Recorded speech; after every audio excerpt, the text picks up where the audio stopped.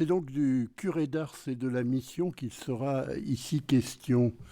Et c'est une réflexion d'historien que je vous propose, mais qui s'efforcera d'entrer en dialogue avec les perspectives théologiques, ecclésiologiques et spirituelles qui sont au cœur de la comparaison entre Saint Jean Eudes et Saint Jean-Marie Vianney et qui ont animé le passionnant débat d'hier. En effet, Jean-Marie Vianney, ce prêtre qui est demeuré plus de 40 ans curé de la même petite paroisse de la Dombes, entretient avec la mission une relation que j'estime essentielle, car il n'est pas nécessaire d'avoir beaucoup voyagé pour être missionnaire en christianisme. Sainte Thérèse de l'Enfant Jésus, qui n'a pas quitté son Carmel, et depuis 1927, à l'instar de Saint François Xavier, qui est allé jusqu'au Japon, patronne des missions. La mission, nous rappelle Émile Littré dans son dictionnaire de la langue française, c'est le pouvoir d'aller faire quelque chose. Les missionnaires, ce sont, dit-il, les prêtres envoyés pour la conversion des infidèles ou pour l'instruction des chrétiens. Dans ces deux définitions, il y a deux verbes qui expriment le mouvement, aller, envoyer. Mouvement physique en direction de l'extérieur, sans doute, mais aussi mouvement du cœur, de l'esprit et de l'âme.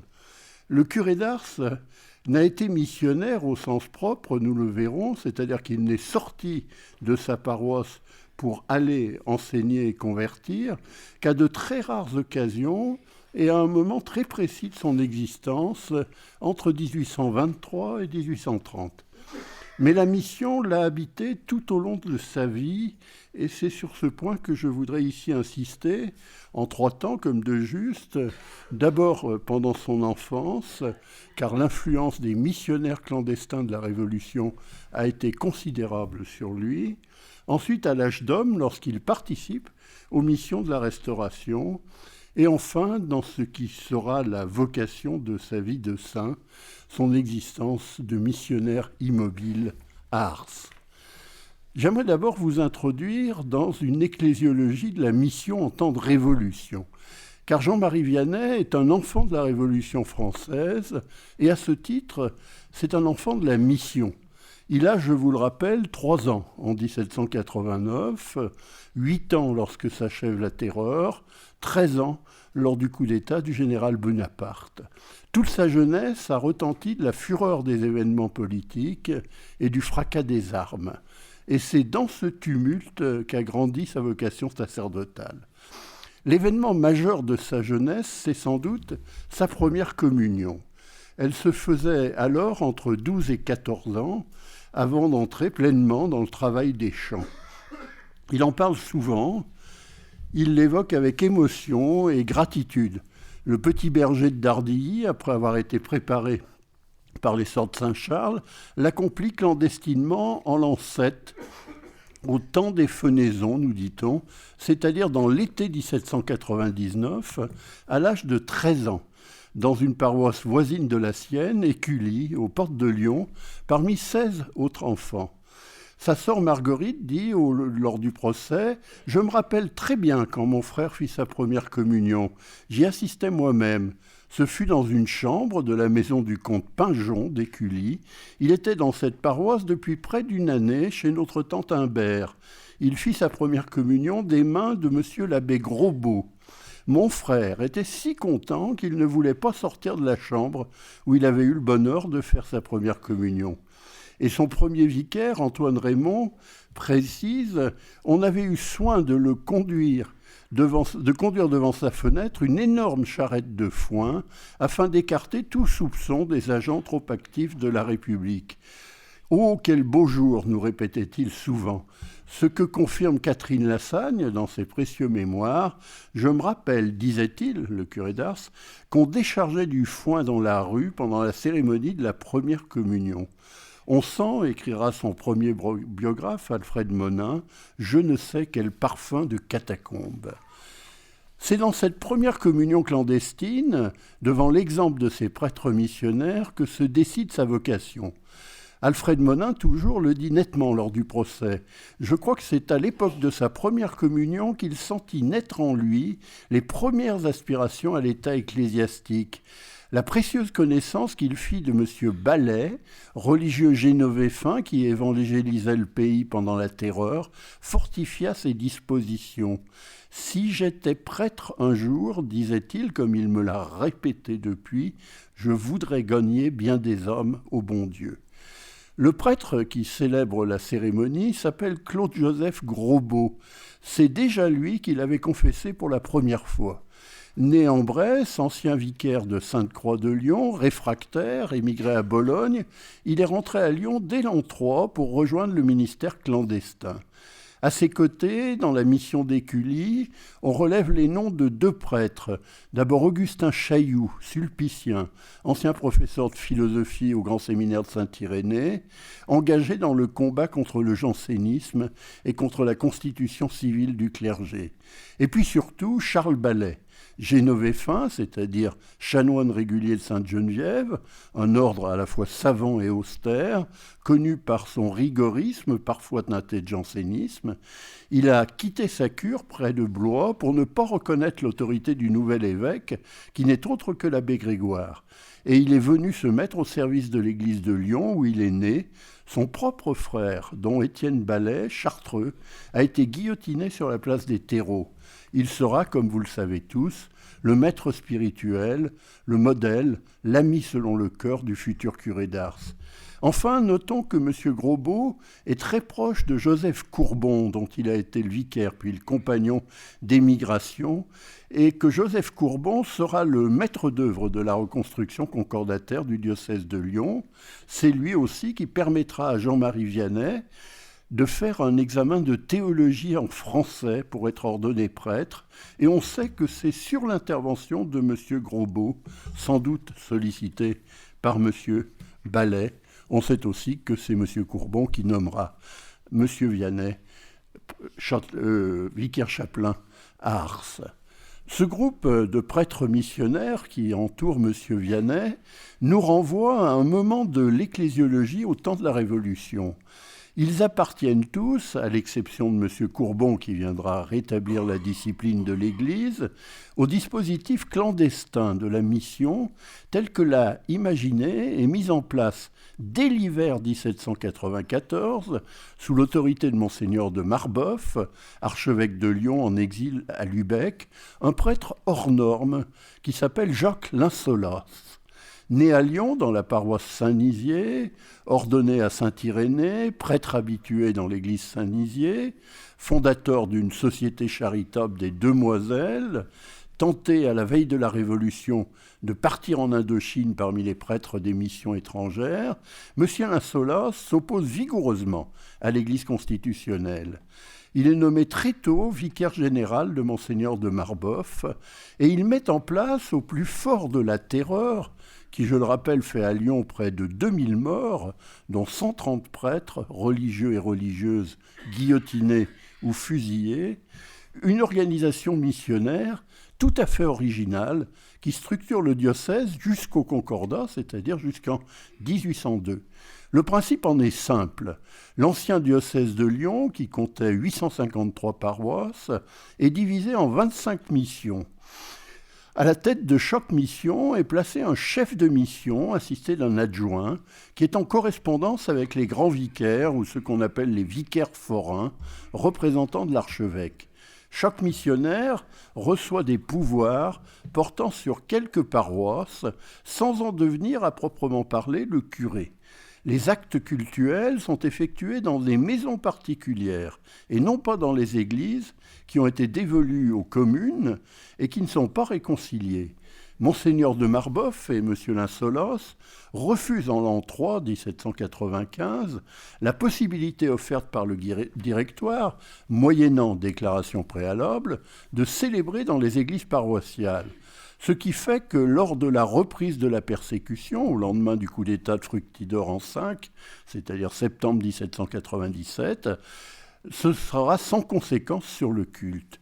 Les prêtres bénéficient d'autre part de l'assistance de chefs laïcs qui les abritent dans la clandestinité, organisent leurs déplacements, programment les cérémonies, veillent sur leur sécurité, ainsi que de catéchistes placés sous leur autorité. Dans ses précieux mémoires pour servir à l'histoire ecclésiastique des diocèses de Lyon et de Belay, publiés sous le Second Empire, sur la base d'une enquête conduite sur chaque localité, le chanoine François Catin donne, village après village, le nom des missionnaires et des familles chrétiennes qui les ont soutenus, véritable répertoire de la résistance catholique en temps de révolution et authentique épopée rurale d'une catholicité fervente et intransigeante à laquelle le curé d'Ars participe enfant. Enfin, c'est aux chefs de mission et parfois à leurs supérieurs qu'il appartient de statuer sur la réconciliation des prêtres et des fidèles en leur imposant parfois de lourdes pénitences.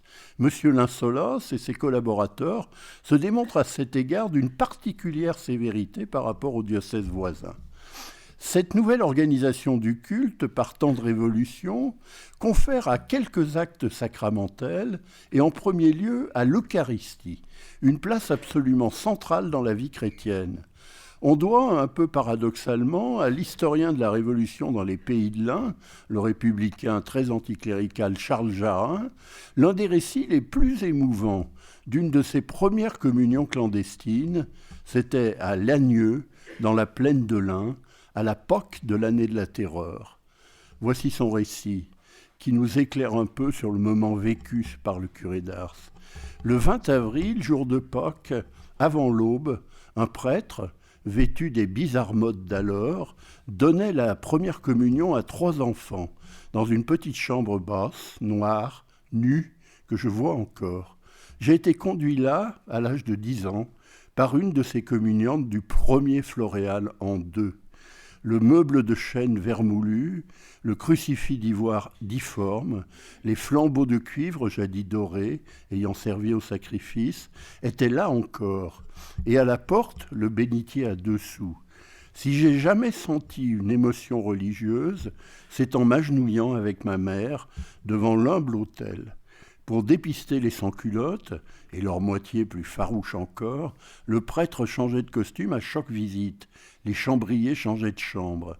Des 3 ouvertes à leurs agapes renouvelées des premiers temps, aucune, j'y songe aujourd'hui, ne pouvait contenir plus de 25 fidèles. Ce texte est très éclairant.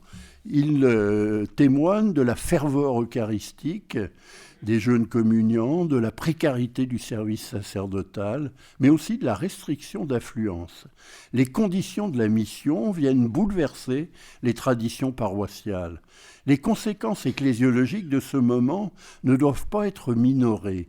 C'est l'abandon momentané de l'ancienne relation pastorale qui unit le curé aux fidèles. C'est aussi le naufrage du système bénéficial qui attachait le prêtre d'Ancien Régime à sa cure. Monseigneur de Marbeuf, qui n'est nullement un évêque réformateur, il a été ministre de la feuille des bénéfices à la cour de Versailles, insiste auprès de ses collaborateurs sur la nécessité de ne pas faire des missionnaires des curés en bonne et due forme au sein des paroisses qui leur sont confiées.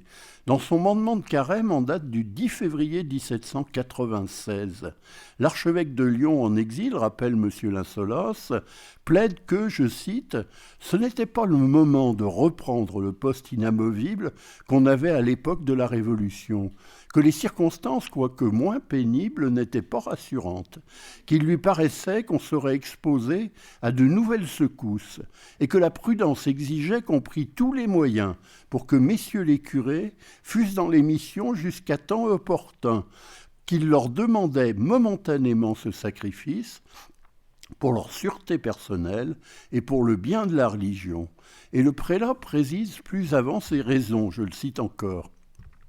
La présence des curés, dans leur place, irritera ceux qui les ont tourmentés et maltraités. Pas un des coupables qui ne vit avec une espèce de rage celui qu'ils ont vexé ou tourmenté. Pas un des coupables qui n'eut la conscience bourrelée, tourmentée par les remords à la seule présence de leur curé. et qui ne prit les moyens pour le faire arrêter, ou au moins le dénoncer pour ne pas l'avoir sous les yeux. D'ailleurs, comment ces hommes oseront-ils se présenter à eux, déposer leurs crimes à leurs pieds ? Comment se détermineront-ils à entendre leurs instructions ? De quel œil les verront-ils ? Le retour des pasteurs dans leur cure serait très certainement nuisible à la religion, à la conversion des pécheurs, à nombre de leurs paroissiens. Enfin, ils se compromettraient eux-mêmes, dit l'évêque. Ces propositions étonnent de la part d'un évêque tout à fait opposé à l'organisation de la constitution civile du clergé et néanmoins hostile à une restauration qu'il juge prématurée de la paroisse d'Ancien Régime et du système du bénéfice. L'inquiétude de Monseigneur de Marbeuf, vous l'aurez compris, est principalement d'ordre pastoral. La paroisse constitue à ses yeux, ouvert sans doute par l'émigration, un microcosme par trop propice à de fortes tensions interpersonnelles entre le prêtre et ses fidèles. La présence d'un curé à proprement parler pourrait, pense-t-il, exacerber au sein de la société villageoise les affrontements nés de la Révolution. La mission pourrait être mise en péril, le missionnaire pourrait être mis en danger d'être dénoncé et arrêté. Il estime donc qu'un prêtre étranger à la conflictualité locale est le meilleur moyen de résoudre les antagonismes. Il lui préfère la mission, mais il faut convenir, historiquement, qu'il anticipe objectivement la disparition du système bénéficial et qu'il prévoit en quelque sorte l'avènement d'un régime concordataire, celui-là même dans lequel vivra et agira le curé d'Ars, c'est-à-dire un clergé rémunéré par l'État et missionné par l'évêque.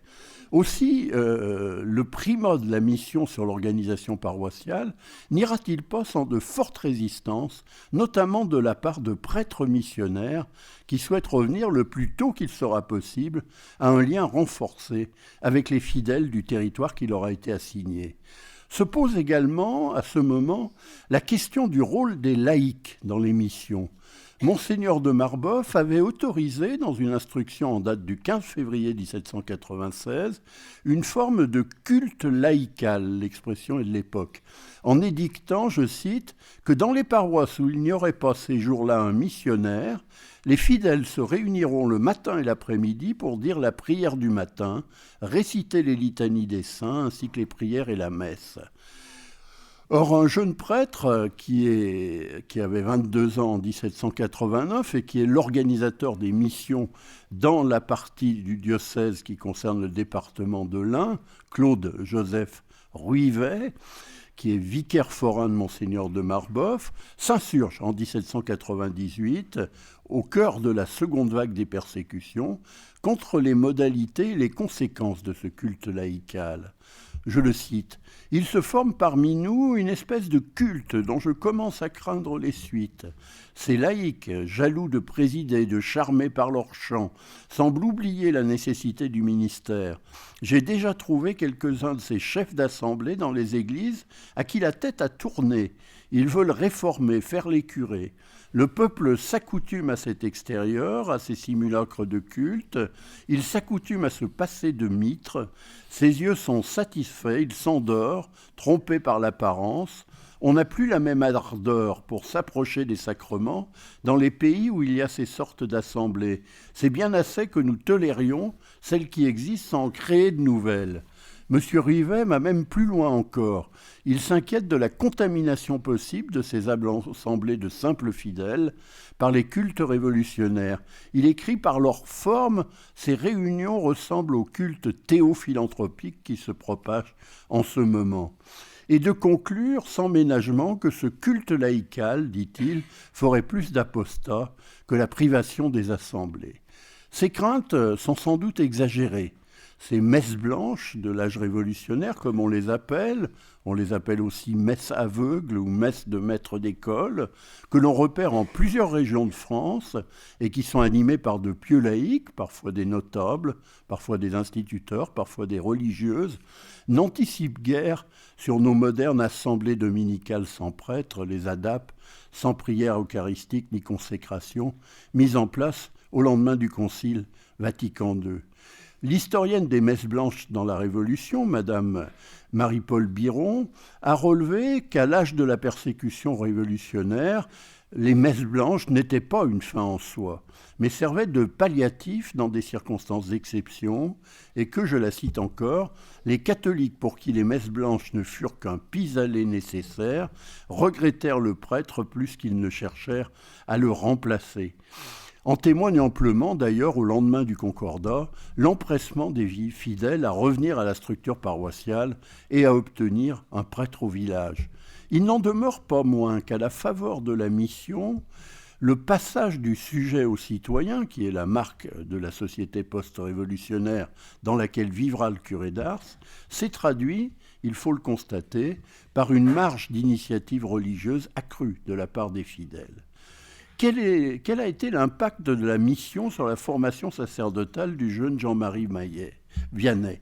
Il a été éduqué par des prêtres fervents, intransigeants, intrépides, du temps des missions de M. Linsolos, en premier lieu, bien sûr, son maître spirituel, Charles Ballet, qui lui a transmis une foi ardente et une très haute conception du ministère sacerdotal. Il tenait beaucoup à une glace qui avait appartenu à ce saint prêtre, rapporte son confesseur, Louis Beau, curé de Jassan, parce qu'elle lui rappelait le souvenir de ses vertus et de sa bonté, comme si en quelque sorte son propre reflet venait se fondre dans le visage aimé de celui qui s'y était miré. Le successeur de M. Ballet à la cure d'Écully en 1818, Laurent Tripier, qui est souvent peu flatté par les historiens d'Ars, fut également un missionnaire de M. Linsolos, on l'oublie parfois. Il a desservi des paroisses de Bresse et de Dombes. Enfin, M. Vianney connaîtra fort bien Claude-Joseph Ruivet lorsque ce dernier sera devenu vicaire général du diocèse de Blaye, ainsi que le principal intermédiaire entre lui-même et Monseigneur Devy.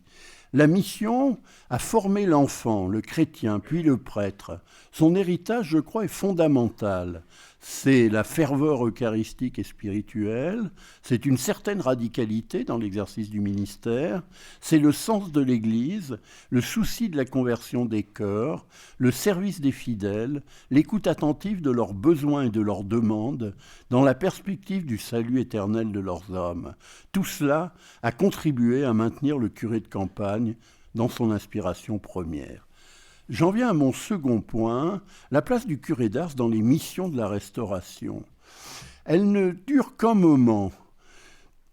En effet, dans un premier temps, de 1818 à 1823, la grande affaire du jeune Jean-Marie Vianney, chapelain d'Ars, c'est la conversion de son village, 230 habitants, dans la perspective intransigeante du nouveau clergé de la Restauration. La mission, c'est-à-dire la sortie hors des limites de la cure, n'est nullement son horizon. La seule exception qu'on connaisse à ce repli sur le microcosme paroissial d'Ars est une manifestation collective de l'unanimité des fidèles derrière leur pasteur. C'est le pèlerinage organisé à pied et en bateau le 6 août 1823, jour de la fête patronale de la Saint-Sixte, pour emmener tous les hommes et toutes les femmes valides du village au sanctuaire marial de Notre-Dame de Fourvière à Lyon. Alphonse Dupron, Dominique Julia ont analysé de très près la différence qui existe entre la mission et le pèlerinage.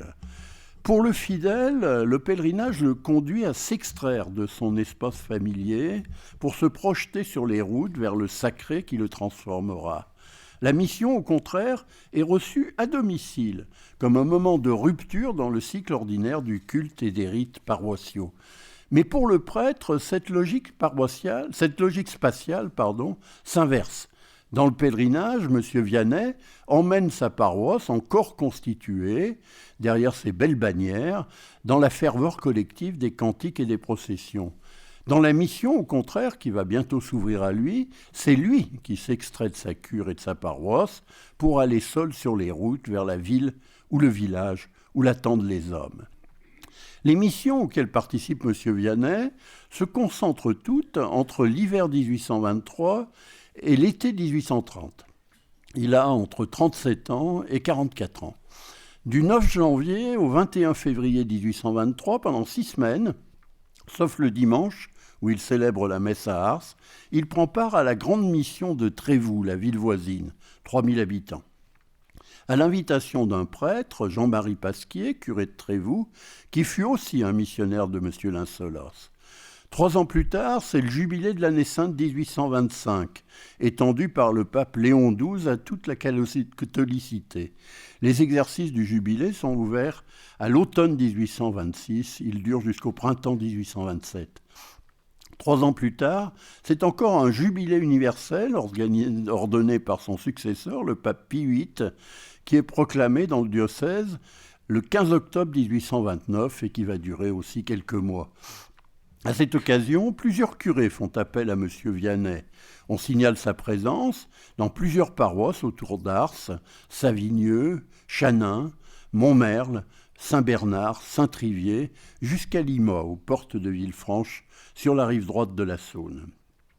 Ces 7 années sont dans la vie du curé d'Ars la brève saison de la mission. On le sait, les missions de la Restauration n'ont pas trop bonne réputation dans l'historiographie. On leur reproche, pêle-mêle, d'être trop encadrés par les autorités non seulement religieuses, mais civiles et militaires. On leur reproche encore d'être trop politiques au service du régime et de la dynastie des Bourbons. On leur reproche d'être trop spectaculaires, trop pathétiques, au goût du catholicisme d'enfouissement des années post-conciliaires. Même les préfets de la Restauration sont méfiants vis-à-vis de tout ce qu'elles peuvent apporter. Quant aux libéraux, ils se déchaînent contre les missions et les méfaits du parti prêtre, des jésuites et de la congrégation. La grande mission de Trévoux, à laquelle participe activement M. Vianney, pourrait entrer dans plusieurs de ses chefs d'accusation. Intrusive, elle l'est assurément, en ce qu'elle mobilise durant 6 semaines, non seulement tout le clergé de Trévoux et des environs, ainsi que 6 prêtres de la Société missionnaire des Chartreux de Lyon, mais encore, nous dit-on, les principaux fonctionnaires, une grande partie des notables de la ville, la gendarmerie, commandée par le chevalier de Bar, la garde nationale, commandée par le capitaine Sicard, la classe éclairée, les magistrats de la cité, le tribunal, les fonctionnaires, les hommes de loi et jusqu'au sous-préfet. Elle est politique également, en ce que les causes de la religion et de la monarchie sont intimement confondues par les missionnaires. On pria pour l'Église, on pria pour le roi, nous dit-on. On célébra, je cite encore, l'éternelle alliance du trône et de l'autel. Pathétique, enfin, elle l'est en ce que se succèdent des séquences, propres à exalter l'émotivité des foules et à tirer de nombreuses larmes des assistants. Il y a l'amende honorable pour les péchés accomplis dans la paroisse.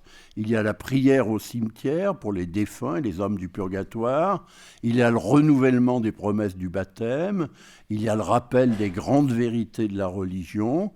Il y a enfin la communion générale, 1400 femmes, 1200 hommes à Trévoux. Enfin, il y a la plantation de la croix de mission, portée, nous dit-on, par 300 hommes ayant fait leur mission et qui est installée sur la route de Lyon. Le spectacle est grandiose en présence de 5000 personnes accourues des alentours et la relation devient lyrique. La croix est arrêtée, vive la croix, s'écrie le clergé, vive la croix, redisent les enfants, les femmes, le riche et le pauvre, tous les hommes, vive la croix. Ce triomphalisme que la révolution libérale de 1830 viendra violemment contredire quelques années plus tard, ne doit pas pourtant nous dissimuler la portée spirituelle de l'événement. Leur historien, l'historien des missions, le chanoine Ernest Severin, a souligné l'impact immédiat et l'importance historique considérable de ce moment méconnu de l'histoire religieuse de la France post-révolutionnaire. L'émotion qui saisit les communautés catholiques dans des cérémonies et des rites, le choc de la prédication sur les hommes et les femmes réunis par les exercices, le caractère massif des communions et des confessions collectives, la mémoire enfin des missions.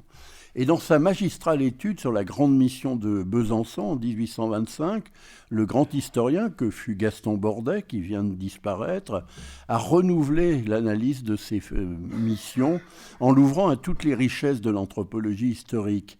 Il y a montré qu'un événement multiple, différemment et inégalement vécu, irréductible à une seule grille de lecture. La mission est à la fois une fête contre-révolutionnaire, conçu dans le but d'effacer, d'expier la Révolution française, une cérémonie néo-baroque enracinée dans la culture et la sensibilité de la Réforme catholique, une fête, enfin, au sens fort et primitif du terme, comme tentative de purification et recherche de cohésion collective. À ce projet, Jean-Marie Vianney a concouru en son temps de toute son âme ardente. Il faut le saisir dans son mouvement, qui est fort vif et rapide comme à son habitude. Monsieur le curé d'Ars, se souvient son ami Morel, partait le dimanche soir ou le lundi matin, à pied, ayant pour tout manteau son surplis sous le bras, par un temps bien rigoureux, car il était au cœur de l'hiver, pour se rendre à Trévoux, éloigné de 9 kilomètres. Il n'introduit dans sa présence aucune considération politique. On aurait bien du mal à citer une opinion du curé d'Ars. Mais son objectif reste inchangé, c'est toujours « je voudrais gagner bien des hommes au bon Dieu ». L'arrière-plan révolutionnaire est par contre très présent dans son esprit. Il faut se rappeler qu'il est celui qui a dit « laissez une paroisse 20 ans sans prêtre, on y adorera les bêtes ». Nul doute qu'il adhère complètement aux propos du missionnaire lors de l'amende honorable, lorsque M. Furnion rappelle aux fidèles que 30 ans plus tôt, notamment à Trévoux, où la dynamique révolutionnaire fut intense et qui possède depuis la fin du XVIIIe siècle une active loge maçonnique, il y a eu, je le cite, l'impiété triomphante, les temples du Seigneur abandonnés, dépouillés, détruits, ses ministres égorgés, les profanations des tabernacles, la violation des tombeaux, la religion méprisée. Enfin, M. Vianney, de tous les moments importants de la mission, en particulier la cérémonie de renouvellement des vœux baptismaux, la relation, d'ailleurs, le cite lui-même, alors qu'il est parfaitement inconnu, et c'est sans doute la première référence imprimée relative à l'existence du curé d'Ars. Je cite cet extrait. Le clergé, précédé de la croix, traverse les rangs des chrétiens, qui tous tenaient encore un cierge allumé.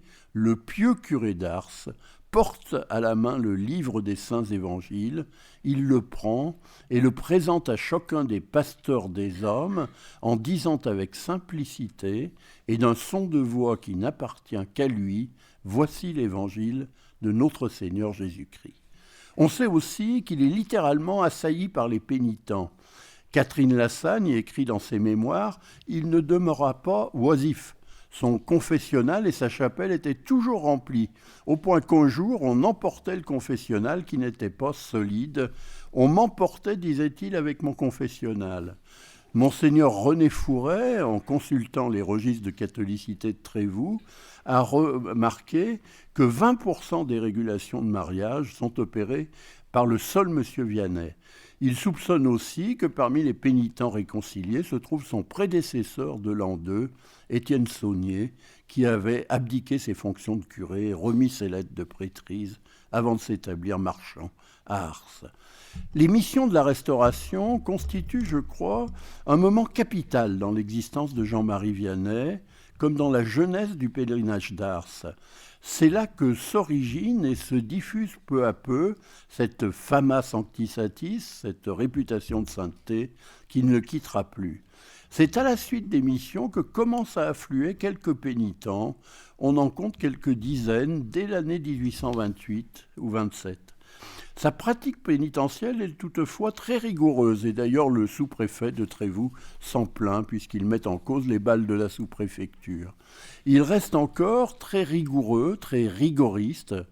Il pratique encore les refus d'absolution et notamment les absolutions différées qui exigent une nouvelle confession. Or, on le sait, la tradition de la mission se situe aux antipodes du rigorisme. Le missionnaire, comme le veut l'adage appliqué en particulier au père Jean-Eudes, est, je cite, « un lion en chair et un agneau au confessionnal ». En d'autres termes, il doit être sévère quand il prêche, mais miséricordieux lorsqu'il absout. La mission de Trévoux obéit toujours en 1823 à cette dialectique spirituelle, à cette dramaturgie sacrée, et cela ressort très nettement de la relation.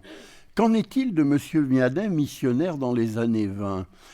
On sait qu'il il y aura, dans les années 1830 et 1840, une inflexion de sa pratique confessionnelle et qu'il se ralliera progressivement à la morale de saint Alphonse de Ligorie, sous l'influence de son évêque, Monseigneur Devy, ligorien de la première heure, mais aussi d'un prêtre de Montpellier venu pour l'en convaincre, M. Taillade, et de la dynamique du pèlerinage lui-même.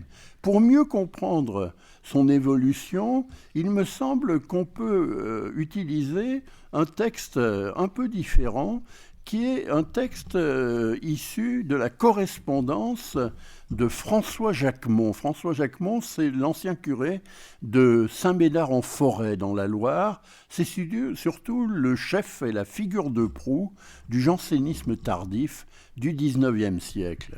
Et celui-ci, en 1826, en écrivant à son neveu, s'en prend à la mission de Villefranche-sur-Saône, qui a lieu en 1826. Or, on le sait, Jean-Marie Vianney, comme son maître spirituel, a certes été rigoriste, mais il n'a jamais été janséniste, bien qu'il les ait côtoyés d'assez près, comme l'avait montré Pierre Vallin. Alors que l'auteur anonyme de la relation de la mission de Trévoux n'hésite pas à écrire dans son enthousiasme « On était en état de grâce », ce qui nous rappelle un peu le « On ira tous en paradis » de Gérard Lenormand. Polnareff, pardonnez-moi, excusez. Ma culture musicale est en défaut. Au contraire, M. Jacquemont, le janséniste, s'indigne hautement de la mission de Villefranche. Il y voit une farce religieuse. Il écrit à son neveu « Le chapitre des communions générales est le plus criant et le plus digne des larmes. Les méchants se corrigent difficilement. Il est expressément défendu de jeter les pierres précieuses au pourceau. Il faut que de tels ouvriers, les missionnaires, soient des impies ou des ignorants, mais très certainement des empoisonneurs publics et non des médecins des hommes. Qu'ils eussent admis toutes les dévotes de Villefranche et des environs, c'eût été déjà exposé beaucoup les choses saintes à être profanées par plusieurs d'entre elles, car combien d'hypocrites, de faux justes, de sépulcres blanchis, qui au devant sont pleins de pourriture, par l'orgueil, l'avarice, l'ignorance, l'amour des plaisirs, le luxe, une vie oiseuse, le défaut de pénitence. Et on le voit dans sa lettre, elle fait une dizaine de pages, s'échauffer contre les missions et contre les missionnaires. Je cite encore notre janséniste, « Ces messieurs, les missionnaires, ont-ils sondé toutes les plaies de ces hommes? En ont-ils même eu le loisir, lorsque leurs confessionnaux étaient sans cesse assiégés par une foule de personnes, on pense bien sûr au curé d'Ars, à qui ils ne donnaient pas même le temps de déclarer tous les péchés qu'elles connaissaient, loin de les interroger sur ceux qui leur étaient inconnus. Quoi? On admettra tous ces gens-là, ivrognes, impudiques, adultères, voleurs, blasphémateurs, calomniateurs, gens qui depuis longtemps ont croupi dans le crime, gens sans foi, sans mort, sans probité, gens qui ont 1000 fois méprisé la parole de Dieu, les sacrements et les pratiques de la religion. On les admettra, dis-je, tous ensemble au festin des noces de l'agneau, puisqu'ils ont fait une trêve de 5 ou 6 semaines avec leurs vices. » J'arrête ma citation. À l'évidence, dès 1823, M. Vianney ne partage ni cette rigueur, ni ces outrances. Il se situe clairement du côté des missionnaires, c'est-à-dire du côté de la miséricorde de Dieu et de l'accueil des pécheurs. Il est en ce sens très fidèle à l'enseignement de son évêque, Monseigneur Devy. Monseigneur Devy invite en effet ses prêtres, dès 1823, à se tenir à mi-distance de ce qu'il appelle le relâchement d'une part, les excès de rigueur d'autre part, dans le sacrement de pénitence. Dans ses principaux devoirs d'un prêtre, qu'il décline en 1823 à tout son clergé, il écrit « En voulant éviter de tomber dans le relâchement, n'ai-je pas donné dans l'excès contraire ? N'ai-je point par une sévérité outrée, par scrupule, refusé l'absolution à ceux qui étaient suffisamment disposés? N'ai-je pas renvoyé avec dureté pour trop longtemps ceux qui n'avaient pas encore les dispositions requises? N'ai-je pas été cause par un excès de rigueur que plusieurs de mes pénitents se sont découragés et ont abandonné les sacrements? Et dans le rituel de Blaye, en 1831, il écrit, pour rappeler que le sacrement de pénitence est pour les hommes, et non pas les hommes pour le sacrement, comme écrira le cardinal Gousset, ces lignes. Tous les prêtres, mais surtout les confesseurs, doivent nourrir en eux un véritable zèle pour le salut des hommes et pour la conversion des pécheurs. Ce zèle est la vie du saint ministère, c'est la flamme du feu de la charité, c'est le principe de toutes les vertus sacerdotales. Mais il faut que ce zèle soit actif, confatissant, ferme, modéré, éclairé, patient, attentif, prudent, désintéressé, persévérant. Zèle actif, le bon pasteur n'attend pas que la brebis égarée revienne, il la poursuit, il ne néglige rien pour la ramener. Zèle compatissant, écrit encore l'évêque, faites pour les autres ce que vous voudriez que l'on fît pour vous-même. Plus les personnes que vous confessez sont coupables, plus elles doivent exciter votre charité. Plus elles sont grossières et ignorantes, plus elles ont besoin de votre secours. Et de conclure, un cultivateur ne s'est-il jamais plaint de l'abondance de la moisson. J'en viens à ma troisième partie et je serai, je rassure le Père, très rapide à propos de ce qu'a été pour le curé d'Ars cette fonction de missionnaire immobile qu'il est à Ars après 1830. Car en 1830, une révolution nationale, libérale, très anticléricale, éclate en France. Dans la charte révisée, le catholicisme n'est plus religion de l'État. Les missions sont interdites. Les déplacements des prêtres sont surveillés.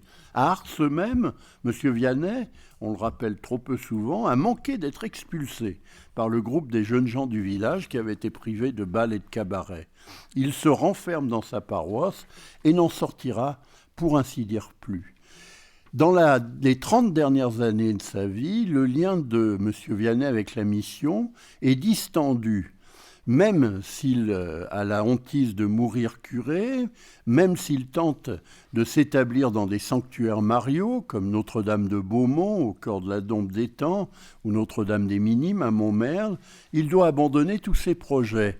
Vous le savez, il mourra curé à l'âge de 73 ans, après 41 années passées à l'ombre du clocher d'Ars. Remarquons cependant qu'il est entouré de missionnaires, notamment après 1853. Joseph Tocanier, son futur vicaire, Alfred Monin, qui écrit en catimini sa vie, Joseph Camelet, qui lui succédera, et encore Joseph Tocanier. Le sanctuaire d'Ars appartient désormais à la mission.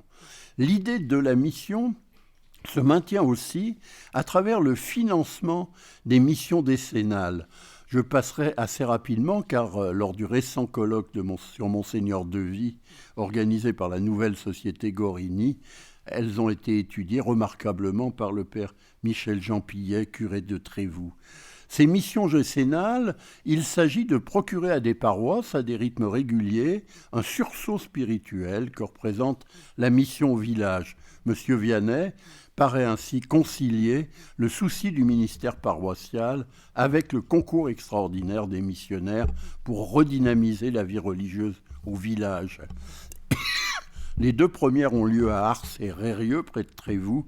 La troisième est pour Farin, le village en partie janséniste.